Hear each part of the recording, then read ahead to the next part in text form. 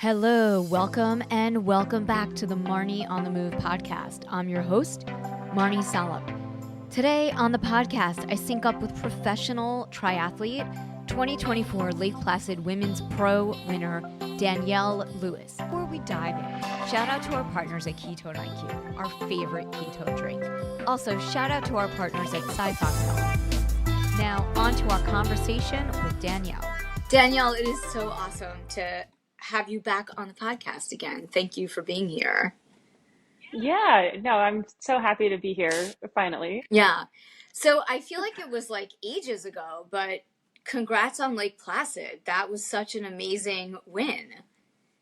Well, thank you so much. Yeah, that was probably a big career highlight for me at this point. I haven't done too many fulls. I mean, I've done Ironman Texas, I guess, 3 times now. So, yeah. So it was but this was the first time in Lake Placid, and yeah, it was definitely a hard course. Yeah, it was, right? How was the swim? The swim was interesting. It was unlike really any other course that I've done, at least. And from what I've heard, this is the only one that actually has like a line underneath the whole entire course that you can follow, which makes sighting very easy. So the first loop's very simple and straightforward. The second loop gets a bit more chaotic because with it being a 2-loop swim, then you kind of get back in the water with a whole bunch of other athletes, like the age group athletes that are also racing. Right. And so then you have athletes of all different speeds. And so it can be a little chaotic. Yeah. And as a pro though, I mean, you're in a smaller group of people, but for everyday athletes, I mean, that's what I've heard as well. But it's still... Well, you are, but then once you get back in the water for that second loop, it can be easy to lose the people that you're with. Okay. Or it can be good for you to try to lose whoever's with you too, right? So like you can use it to your advantage, but you just have to be very careful and mindful. But then also I was trying to be very careful that I didn't get like randomly kicked or hit or like weird stuff happening, right? I think there was an athlete, this is kind of unrelated to the other athletes in the water, but she actually got wound up in like fishing line and like cut her hand pretty bad, like with a hook. And oh my God. I know that was kind of random, but yeah. And it was a career highlight, obviously, because you came in first. But I mean, it was also a huge win for you in terms of just like your health and athleticism. And I mean, you had some issues like earlier in the year that you were going through. So talk to me a little bit about that. Shout out to our partners at HVMN and Ketone IQ. I am a big fan of Ketone IQ and exogenous ketones for racing, training, and everyday health. They give you extra energy, extra focus, and metabolic flexibility. But what exactly are ketones, you ask? Ketones are a 4th macronutrient, like carbs, protein, and fat. They also are fuel for your brain and clean energy without sugar or caffeine. I use 1 shot of Ketone IQ 30 minutes before I head out into a workout or training session. Another one 60 minutes later, and so on. I also sometimes take this just to focus during my workday. And for all my athlete viewers, there's no need to ditch your carbs. You can add exogenous ketones and Ketone IQ to your existing nutrition and fueling plan. Totally different kind of energy. HVMN and Ketone IQ are used by Olympic athletes like Des Linden, world champion triathlete Sam Laidlow, and top world tour cycling team Visma Lisa Bike. If you're ready to get on board and level up your nutrition and fueling plan, I've got a code for you. hvmn.com/Marnie for 30% off your first subscription order. Link in the show notes. Yeah, well, this time last year, actually, I was dealing with some like weird kind of neuromuscular things, which, a long story short, the last doc I went to said it was likely some form of dystonia, which is kind of like when the brain doesn't communicate properly to working muscles and when you're doing like a repetitive sport, like running, for example. And so, yeah, I still kind of deal with it, but it's not like it was last year. Last year I was getting like complete shutdown when I was running. So I've been working with a strength coach now who has been incredible in identifying some specific imbalances and like connection issues. And so that's been really helpful. And I'm able to run and train and compete without it limiting me, even if I kind of like feel some stuff in my day to day, it doesn't limit me like it did last year. So that's really huge, and very positive. And then when in regards to racing, I was just having a lot of like GI issues in my long runs, Okay. which that really affected Ironman Texas. I just couldn't stomach anything. My stomach just turned sour and I was vomiting all over the place. And it was kind of epic, but kind of gross. I mean, I wish I knew what the world record was for like projectile vomiting because that was kind of impressive. Yeah. I feel like So, I've heard, like, personally, like, I suffer from GI issues. Like, I have always, and mhm, I had discovered earlier on that I had like gluten issues and dairy issues, but then like just as it relates to racing, like I just have a really sensitive stomach. And when you're in, mhm, and obviously like I don't need, I'm sure my listeners, everybody knows this, right? Like when you're in one zone, you have a totally different reaction than like zone 4 or zone 3 than zone 1. mhm, So you've got to like test everything out. And even when you do that, you never yeah. know what's going to happen. So I feel like the Mhm. hardest thing for me, and I'm just curious, like how you have managed to do this, or if you do this, is drinking carbs, like putting carbs in your water. Well, Yeah. yeah. So when I actually, most of my training, besides like I'd say some long aerobic bike rides, but most of my energy comes from a liquid carbohydrate or liquid energy. Maybe some like chews or like a softer type of carb, I guess. But and my when I race, even a full Ironman, everything is liquid. Okay. Hmm.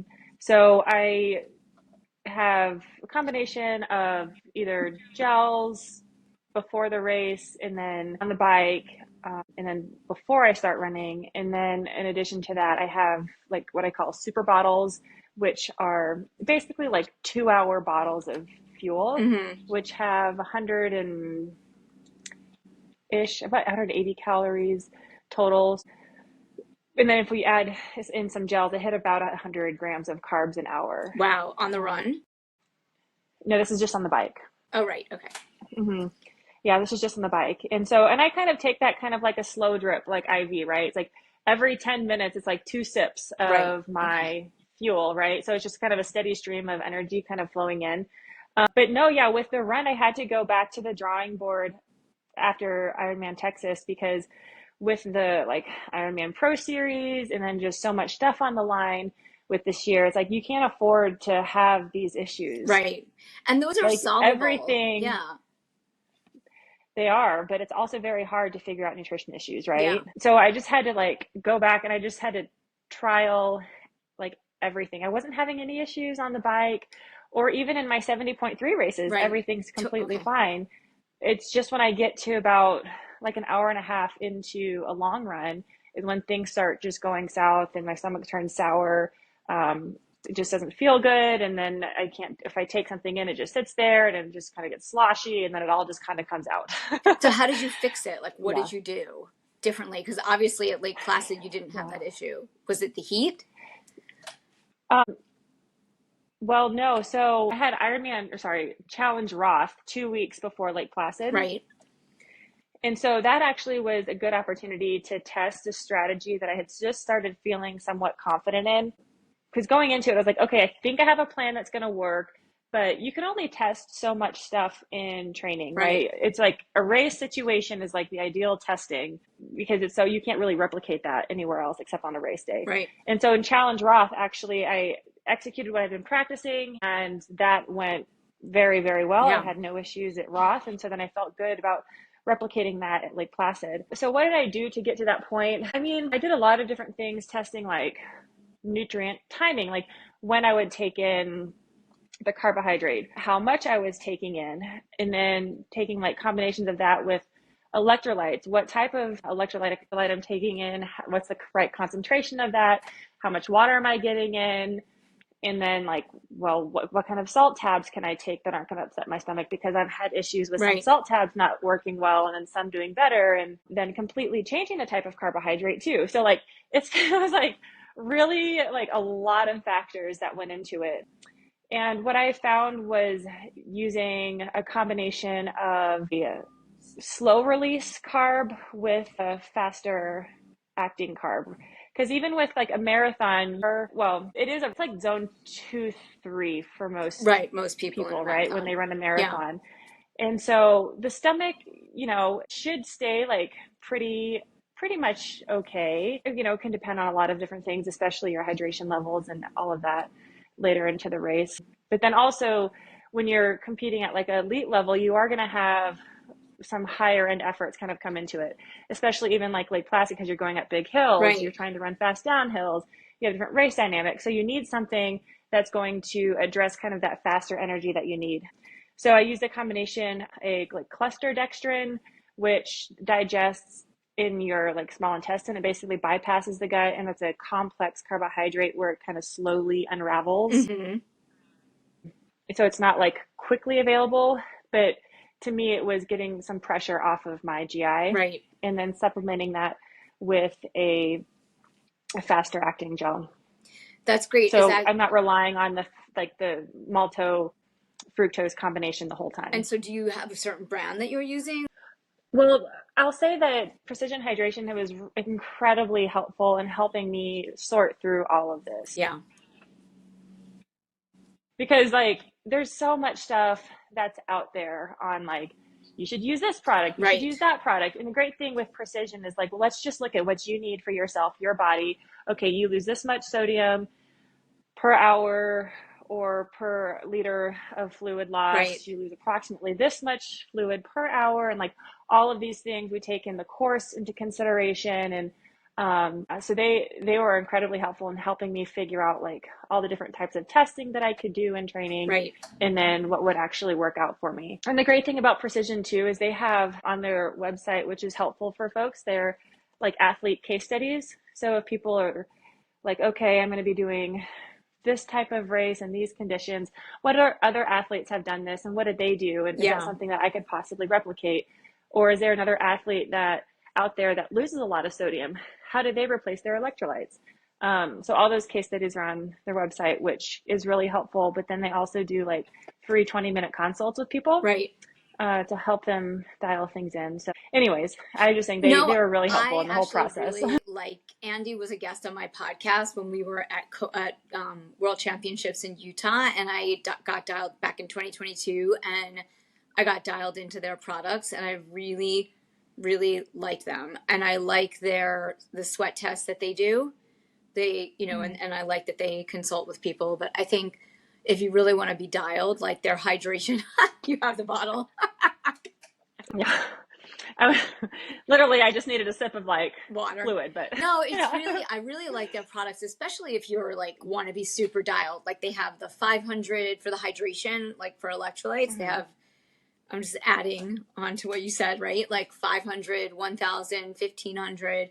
So if you're like a Mm-hmm. super salty sweater, then you can use the 1500. I like, and Mm-hmm. it's not too sweet, like it doesn't taste too sugary. So I like the taste too. I'm a fan. So I'm glad they Yeah. helped you. That's great. Yeah, and I think that's part of the issue that I've had is that I do lose over 1,300 milligrams of sodium per liter of sweat Oh, loss, wow. which Okay. that's really high, Yeah. especially when you're doing hot races. And so I have to be incredibly meticulous when I'm like taking stuff in, Yeah. so I don't dilute myself, basically. I think a lot of just like everyday runners can learn a lot from some triathletes that are super dialed because I mean, I see a lot of like even at the New York City Marathon, like people were passing out, like just everyday runners because people are like not as savvy. But um, I don't know. It's just a thought, a random thought because I see, and it's not Yeah. even that hot. Well, it's hot for runners, I guess, but I don't know.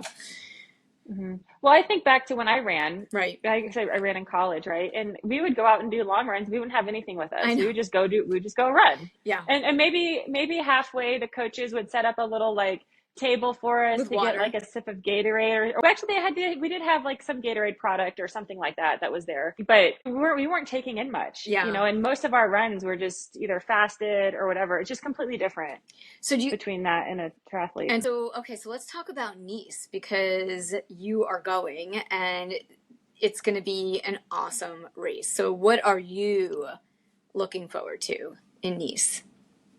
Yeah, well, I'm looking forward to one simply being there. I think Nice is a beautiful city. I was there in 2019 for the 70.3 World Championships. And I already have kind of a good feel of the vibe of the area, a good understanding of the course and the technicality of the bike course, which is helpful.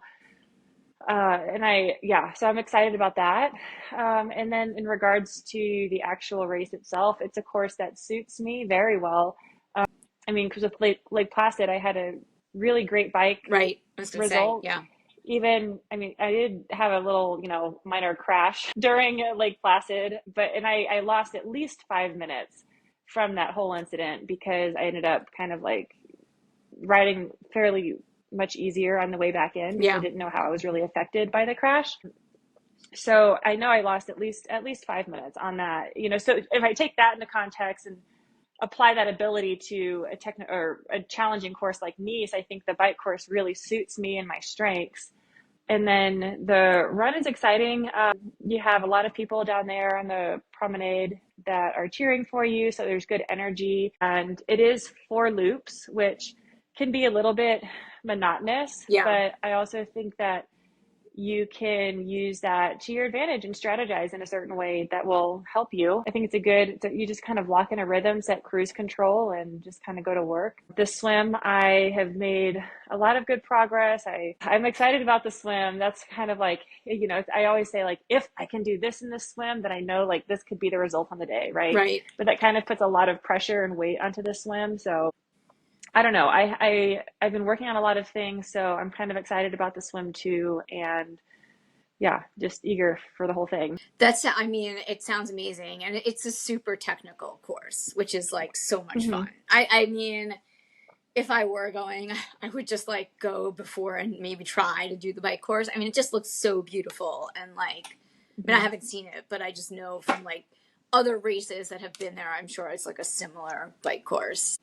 Like the Yeah, other, like the 70.3, right? Is it a similar bike course as the 70.3? there parts of it are similar, Yeah. but this is still it's one big loop, right? Right. So it adds on a whole bunch more than what just the 70.3 did, but there are aspects, at least the lead up into the climb, much of that first climb, and then a lot of that descent is similar. I mean, like I said, there's a lot of things that are not the same, but at least you have a good idea of what the rest of the stuff will be like. How do you thrive on a challenging bike course? Like, what's your strategy as a pro that maybe some everyday athletes could benefit from? What should, Absolutely. like maybe. Well, I think it's important on a course like that to break it up into pieces in sections. Obviously, yeah. So and there are some videos online that are really helpful. I think it was in advance of the men's race last year. I saw one YouTube video, a guy kind of broke it down into sections, Okay. and I watched that and I found that pretty helpful. But yeah, you have the first long climb, and then you have kind of more of like time trialing sections in the top that's just kind of rolling. You'll have some descending in there too, not too much. You have another kind of 20-minute climb before the big long descent. Mm-hmm. But once you get to I think it's about 80 miles or so, is when most of the descending starts. I think you can mentally just break it up to wherever the top of that climb is, and then focus on just kind of good kind of time trialing, using momentum through those rollers, and then marking where the next like 20-minute climb will be. Your legs are going to be pretty tired Yeah. by that point, and it's not going to feel good because you're going to be going into it off of some descending. And so I think it's important that when you are descending too, just to keep the legs moving, to keep some blood flow going. Right. Because if you're just kind of standing on your pedals the whole time, your legs are going to get pretty locked up. So then when you need them again, it's just really not going to feel good. Yeah. That's And good then advice. Yeah. before you get to the main descending part, you're coming back into town. You're late into the race also at this point. So I would definitely top up on fuel and hydration and even maybe some extra caffeine, just so that your mind is ready Yeah. to pay attention to everything that you're doing. And then I would also say that you need to just make the opportunity to get out and see the course before race day. Even if you're not on your bike, get out and drive the course. Right. so you can take in the beauty of it. Because when you're in a race situation, it's going to be easy to take the stuff in when you're climbing, but when you're descending, you obviously need to be paying attention to where you're going, Yes. not like, oh wow, look at that village off the side of the ledge. Oh my gosh, you know what I mean? So That would be me. I'd be off on the yeah, side. Yeah. yeah. So I guess, I mean, I'm just brainstorming here, but some of those are the big things that kind of come to mind. Yeah, and I think like with any race, like if you're a triathlete or I mean any kind of athlete, right? Like you need to do race recon and like check the course out in a car before if you can, if you have that opportunity. Well, what you can do also, which I did last time that I was there in 2019, I plan to do it again when I get over there ahead of the race, is just drive up to kind of the top of the main descent, Yeah. descend down, drive up again, descend down, drive up again, descend down. So use that as kind of a session. So you obviously need vehicle support and Yeah. somebody that'll drive the vehicle for you. But that'll give you some good confidence going into that, Okay. knowing that, you've seen it, you know what to expect. And then another thing, when I was watching that YouTube video, I'm gonna a guy find it to recommended put it putting, in the notes. I'll find it. okay. Yeah, and I don't know who this is either. I just was like I'll just do a researching YouTube stuff. video like Ironman 70.3. It was the 70.3 or was the men's No, okay, the it was Ironman. it Okay. was the niece. Okay. Yeah, I'll yeah, I'll yeah. Google that. Yeah. He also recommended like you can put the course on your head unit, Okay. so your Garmin or Wahoo or whatever. So that way you can see some technical corners that are coming up. Shout out to our partners at SciFox Health. They offer the lowest price comprehensive at-home blood test with over 17 key biomarkers, some of my favorites being vitamin D, ApoB, homocysteine, and HbA1c for overall health. As a runner, cyclist, and triathlete, I'm looking to optimize my athletic performance and stay healthy through my training and racing as I gear up for the New York City Marathon and Ironman New York 70.3 this fall. I'll be monitoring my ferritin, iron, HSCRP to make sure I'm not overtraining and staying healthy as I build my endurance. It's great that SciFox Health is affordable because you can test more frequently, which is ideal. P.S. If you use my link, you get an additional 20% off your first test. That's scifoxhealth.com/MarnieOnTheMove. That's SIPHOX.com/MarnieOnTheMove. And so for the run, like mentally, that's going to be challenging. So how do you break it down as a pro? Like how do you break down that kind of run for yourself mentally? So I would maybe set some time targets on what I might want to maintain for each loop or even for each half of a loop. I mean, whatever that might be for you, 20 minutes, 25 minutes, 30 minutes for the way out. I mean, okay, so hold on. Let me think about this. If it's 4 loops, let's say you want a 4-hour marathon. I'm just make it super simple here. You're going to do 1-hour loops. Okay. Right? Yeah. That's a good thing. I will say that the one good thing that I really like about this course, because I experienced it in 2019, is that you have a long descent. And so your legs do get some time to recover from all of the climbing. And so before your run, your legs actually have an opportunity to recover and get themselves ready to go. That's good. Okay. Yeah. So anyways, let's see here. I would say for the run, let's say, like I said, you want to do a 4-hour marathon. If you're breaking it up into 1-hour loops, 30 minutes out, 30 minutes back. Now, that's just kind of a blanket thing. Really, most people don't even split their marathon, right? So maybe you're going to be a little bit under for your first 2 loops. Also, the wind direction could play a factor. You might have a headwind out, a tailwind back. So those are just things that you have to be mindful of. Is it on very the day. windy there in Nice? Because it's on the water, right? Yeah, it can be. I mean, if you watch the coverage back, you can see the flags in the trees blowing a lot, especially being there on the coast. Yeah. Okay. That's a good strategy. And so now let's talk gear. So so what gear are you on these days? Like what bike are you riding? Shoes? Yeah, well, I don't have any special fancy bike sponsor. I thought you I have. Yeah, you don't? No, I bought my bike off of like Facebook Marketplace or something from somebody. it's a felt IA, which I know is a frame that fits my body because I have a pretty long torso. So it can be a little bit challenging to find a frame that fits me well. And then I was using a felt IA before, and we had a custom headpiece to give me some more like extension off the front. And so, anyways, I was able to transfer that over to this bike. Oh, that's great. So yeah, that's what I'll be using at Nice. But yeah, just full TT setup. I'm not going road bike. I know some people think, maybe I want to use a road bike at a course like Nice versus a TT bike. Right, because it's a lot of climbing and it's technical and you Yeah. need to move quickly. Yeah. And so I would say that if you are somebody that's kind of questioning if you should use a TT bike or road bike, I would do one, whatever you feel like is most comfortable for Mm-hmm. you, that you feel most secure on. If thinking about riding a TT bike on that course gives you anxiety, that I would just leave it at home. Yeah. Like, because like smooth is fast, right? And you're not going to be smooth if you're all tense and anxious Yeah. about something. So like the whole big key to descending well is just staying as relaxed as possible. And so on this course, there are a lot of opportunities to be in TT position, Mm-hmm. and a lot of the climbing isn't really aggressive climbing either. You can still be in TT on some of these climbs too. So yeah, that'd be the Felt, I consideration for have a that. felt also. Like I have a felt road bike and I put aero bars on, and it's an aero road bike though. So Mm-hmm. it's like, I think it's like their AR version. It's old. It's like 10 years old, but it was like one of their Mm-hmm. first bikes. I love it. I won't stop riding it.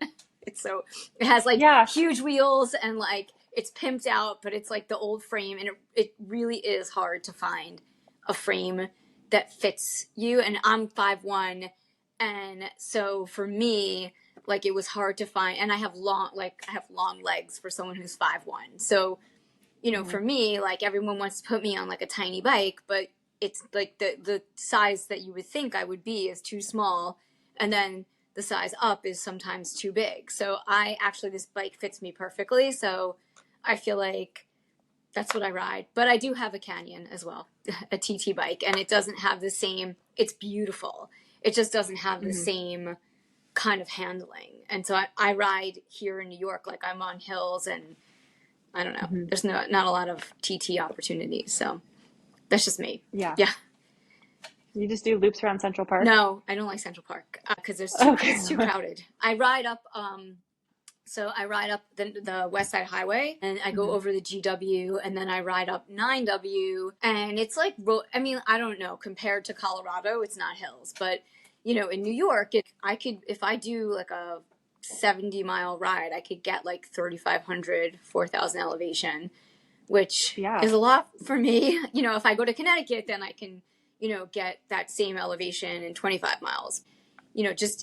I like to ride on hills, and I like those kind of technical things. So there's not a lot of like flat, straight places where I would ride. So that's why I'm still on that bike.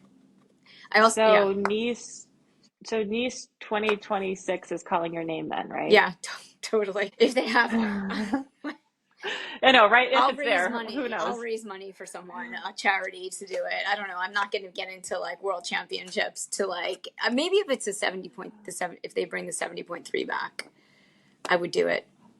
Not the full. I don't know.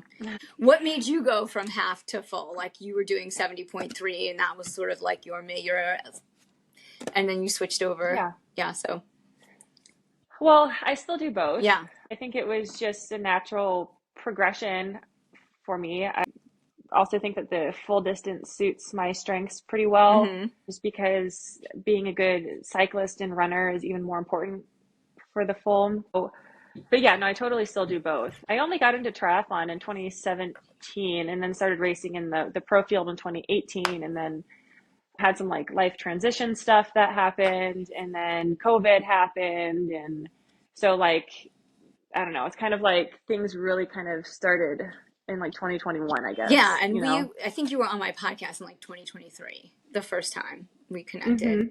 Mm-hmm. And Yeah. so what shoes are you running in? Because we Oh share yeah. shoe love in common. Yes, and then my husband also is addicted to shoes, Yeah. like legit addicted. But no, I am really comfortable in the Nike Alpha Oh, Flies. cool. Okay. Mm-hmm. And you don't have any Yeah, I've got a long, narrow foot, and it's just worked well with that, and then my run style. Perfect. And so do you find them easy to slide on, like transition wise, like when you're off the bike? Do you use laces or you use elastic laces? I have elastic laces in them. The second edition Alpha Fly was a bit more, well, I guess the first and the second were both a bit more challenging to get on quickly. I kind of broke the heel counter a couple times. Oops. But the third edition is much easier to get on. Okay. That's Yeah. cool. Mm-hmm. And then are there any other like partners or sponsors that you work with that you want to talk about? Like I know. Well, I'm excited about what Surface is doing. They've put in a lot of time developing their Paris kit for the Olympics, and then they're using that same technology in their kit for Nice. So I don't have that kit yet, but I'm very excited to be using that in Nice That's and seeing what some of awesome. those differences are. That's Mm-hmm. super awesome. And then you do a lot of motivational posts on Instagram. So what are some, I've been following along with all of your great like Oh. tips and advice, and I feel like, that's kind of, I mean, at least it feels like your thing. Well, it makes what I do more meaningful if I'm actually like helping like inspire and encourage and educate people along the way. Because it's funny, like I tend to thrive in adversity for some reason, and then I put myself in these positions in races where I have to like overcome something, right? Mm-hmm. It's like it has happened in like Ironman Arizona, for example. I had that flat tire and was on the side of the road for like 20 minutes and then ran my way into third, and then at Lake Placid I flipped over my handlebars because I was stupid. I made a mistake in the heat of the moment, and but yeah, I gave myself something I had to like overcome, right? And when in those situations, I tend to ask myself, I'm like, okay, what's the story that I want to tell at the end of this, right? What is the Yeah. outcome that would just be really cool to happen, at the end of the day? And then I just think about that. I think about, just, I don't know, just kind of that inspiring feeling that you get when you watch people do really cool things. And yeah, I don't really want to keep putting myself in positions that I have to overcome something. I try to avoid those situations. But yeah, it does make it more meaningful to me when, people reach out and they're like, oh, like, thanks for, persevering in that. It, has helped me in X, Y, and Z. So, I mean, I just thought it was really cool when you got on Instagram and started talking about your issues that you had with your health, and just like, as an athlete, and I'm sure a lot of my listeners, like people get health issues, they get injured, and it's like you don't see yourself coming out on the other side. Like, and I'm sure you have felt that way when you're in something. It's like you can't see the other side, but like as someone who's a pro, like this is your job. So how did you get through some of those challenges, and did you see yourself on the other side? yeah, the injuries are hard, knock on wood. I I feel know. like I need, No. this is, oh, here's wood. I found some wood. Okay, you Okay. can also like do that. Okay. I have had a pretty healthy like career. I've had some like weird stuff happen like around COVID and the vaccine like affecting my heart, and then that kind of derailed much of a season, and then the whole health issues last year.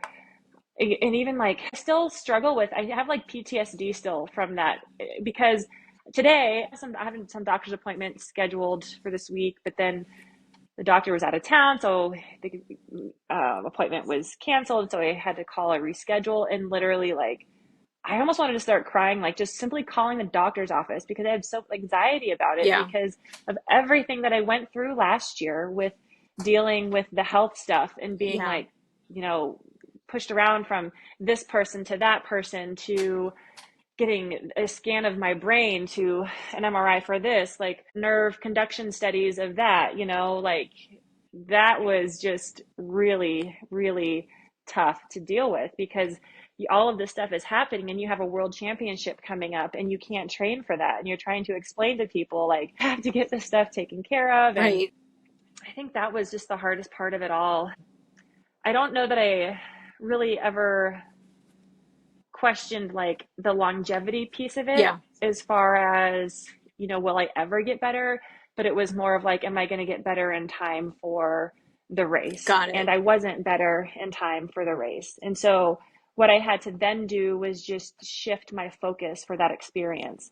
And so instead of going down there and making it about myself and my race, I made it about the waterfall racing team and spending time with the team. I made it about spending time with my sponsors and partners that were down there in Kona, and then family that was around, and just made it about that Yeah. experience, as well as being at a world championship race, because just being there are lessons that you can learn even if you're not going to get to perform at your best. Yeah, and that's stuff you carry with you, because I decided to start the race, and I did start the race, and I was on the bike. I started having issues on the bike, and Yeah. I got to the run, and my husband almost started not allowing me to run, but I was like, I'm going to start running, and I got to like a mile 8, and then I realized I just couldn't go any further without potentially hurting myself worse, and so I ended up having to call it, and that was just really, really, really, really hard. Yeah. And so I think what you do, sorry, I'm not trying to drag this on, No, but I think what you yeah, no, I am really curious. I mean, go ahead. because you use those experiences that you have, and you just learn from it, and you just keep moving forward. I never want to be in that position again where I don't finish a race, Yeah. right? That was excruciating, like in my heart. Yeah. I asked this because from like my own direct situation now, like I have two things, like, and I mean, obviously I know that it'll be fine, but it's also like I did the 9+1 for the New York City Marathon, and I am so excited about training for it. And it's so not about doing the marathon. It's more about like, I set a goal, I'm doing it, I'm training for it, and then I have Jones Beach 70.3, which I'm doing as a relay, so I'm not swimming. I quit swimming this year. I'll do it again next summer. And then I freaking sprained my ankle. Like, didn't really sprain it. I rolled it. So it's not like you go to the doctor and there's nothing wrong, right? So then you're just like Yeah. feeling this pain, and you're like, oh, well, if I run too hard, then I could rip it and have an Achilles issue. So I can't really run, but there's nothing really wrong, And it's like, I don't know. I mean, obviously I waited 5 weeks. I stopped running. I have a physical therapist. Like, I have all these things, but it's just frustrating. And now, of course, like every time I go for a run, even though it feels great now and I'm going to go for a run later, like I'm scared. Like, I'm scared to go out for a run because I feel like it could be sprained. I don't know. So I just feel like, that's something that came to my attention, having an injury, that Sure. like the PTSD around getting back out there. Yeah, no, I completely understand. That's very common. I think everyone that goes through something like that feels the same way. There's always something that you can do, right? So even if you do have an injury, you have to stay focused on the things that you can do, and just be incredibly diligent about doing what it takes to heal the injury. Yeah. Sometimes people think that they just need to rest, and rest is a cure-all.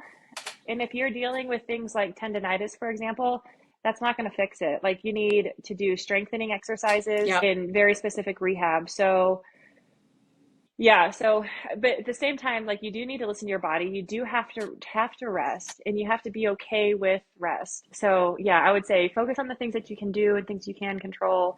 Listen to your body, and just continue to be patient, which is easier said than done, I know. Yeah, it is. And then when you do get back after it, you have to just trust your body, right? Like, your body will take care of you.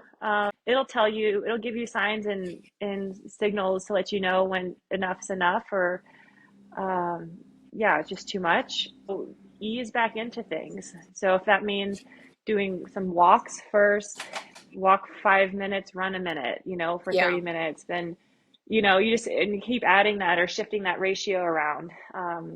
You will get back to where you want to be, and just keeping that positive image in your mind of where you want to be, you'll get there. And then when you have a super successful race like Placid, even though in the moment, like you said, you had an accident, you went over the handlebars on your bike, but like in the end, it was amazing. So do you do you do something, do you have like a positive sit down chat with yourself, and you're like, I did all these really great things, this is what I'm going to take with me to the next one, like you're qualified for Nice, like do you do that?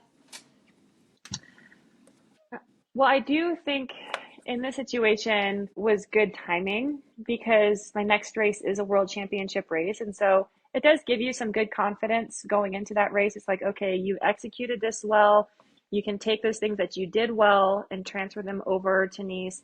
You can also take things that you didn't do well, like flipping over your handlebars, and make sure that you are properly fueled up and caffeinated and ready to go when you need to make sure you're handling your bike well, right? So you just assess the whole thing and then you just move on to what's next. But yeah, you just use the use it to fuel you. And even if it was a bad day, like it's still okay. Like you can always Right. learn from something, you Right. know? So everything is just information. And Lawrence Van Lingen, I don't know if you know who he is, but he's like a big running guru. But he worked with me last year when I was going through those health issues in Kona. And he always says just to hold information very lightly in your hand, right? Even if information is, you know, what you would say is correct or it's something bad or something good, like don't assign those things to just information. Just allow the information to be what it is and give you what it needs, but don't like cling on to it really tight. Okay. If that That's makes great sense. advice. Do you have any favorite spots that you're going to go check out, eat, drink? Like, obviously not drink, but yeah. I mean, post race, I Maybe mean, the you're going to sky's the limit. drink post. Like, yeah. Well, I don't remember many of the restaurants offhand, but there is this really beautiful spot that is just right there in Nice, but it overlooks the city of Nice, and there's like a waterfall. I don't know. It's just a really kind of peaceful, pretty spot Cool. that I'm looking forward to going to. So you go down a week early and then do you stay a little bit longer or? This time, no, I'll be there for a couple days after the race, and then we head back home. Is that the end of the season for you? Like after that, you're. Well, no, because the 70.3 World Championships is in freaking December, like the Oh. middle of December. So, yeah, I'll take, you know, a week or so off Mhm. because I don't need to have that long of a build into Worlds. I'll need to have a time to kind of like reset, and then we'll kind of wrap my mind around racing in the middle of December. All right, cool. Awesome. So we can But circle back. that is Yeah. in New Zealand. Yeah, which is super exciting, and I'm going bungee jumping. So, That's cool. Yeah. What do you, I mean, yes. that is very cool. You're going bungee jumping. What else do you like to do when you're not doing triathlon besides Uh, relax? Yeah. well, yeah, I crochet and I hang out with my cats, so I'm kind of an old person. Okay. What about your dog? Well, and the dog too. Yeah, George. Yeah. You don't take your dog with you. You have someone that stays with you when you travel or you take the dog. I have people here in the neighborhood that take care of the animals. Awesome. Awesome. All right. Well, this has been Hmm. super great. Thank you for hopping on.